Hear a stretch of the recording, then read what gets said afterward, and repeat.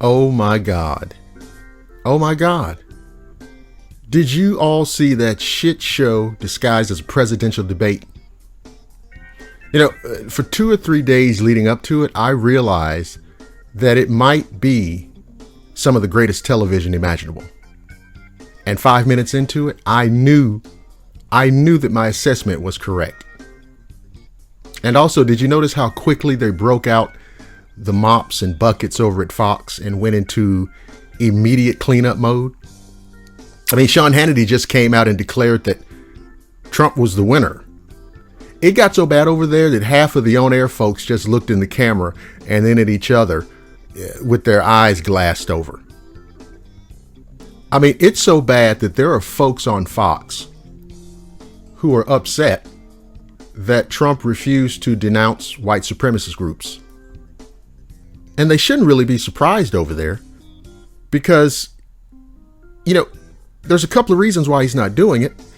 The obvious one is, you know, and I've said it many times, because he would have to denounce a lot of people that vote for him. And another thing is he's not going to do it because most people think he ought to. He is a demented contrarian. I'm not going to do this because everybody thinks I should. So once again, Donald Trump has proved the following indisputable realities. He's physiologically and psychologically incapable of telling the truth. He possesses no interest, care, concern, or respect for the time-honored processes of presidential election campaigning. Now, he proved that before the debate, but he drove it home with a sledgehammer. He consistently aims his sometimes insidious and always idiotic rhetoric exclusively for his ever shrinking base. And I think it's one of the most destructive political strategies I've ever seen. You're only seeking to appeal to a decreasing number of your voters or of the people in this country who vote for you. I mean, he somehow believes that inflaming the racist tendencies of his supporters is a winning strategy. And when given multiple chances to denounce white supremacy, he chose to send them a signal in such an odious manner that they actually started celebrating on the internet, excited about his show of support. He attempted to eliminate racial sensitivity training, and that's consistent with his racist mentality.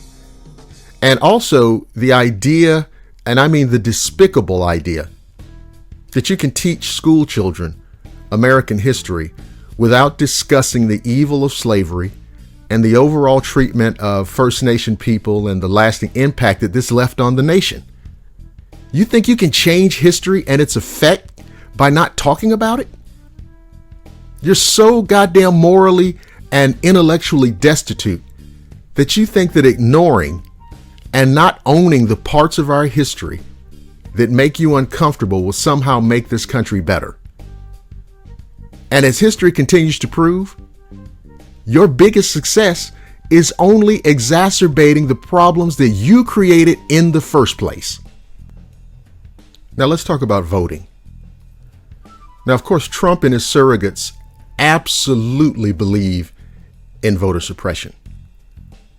His ongoing conspiratorial bullshit about voting by mail and his blatant attempts to torpedo the Postal Service is X-ray proof of that. And I want to address this issue with a special emphasis. I want this to sink in and marinate in Maga land. We are going to vote by mail in record numbers, in spite of your stupid disinformation efforts. We're going to use the ballot box drop-off in record numbers, no matter how many lies you tell about it.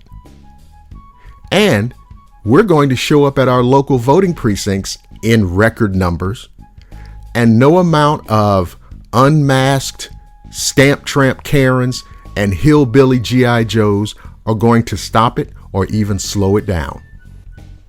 We are voting and will continue to vote in record numbers in every way, shape, and form that the system allows.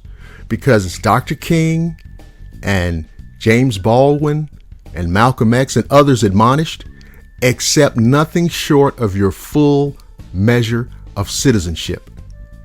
And that's what we're going to do. And there's not a goddamn thing you can do to stop it. That's a page out of Project Black Book. I'm Dr. William Lester.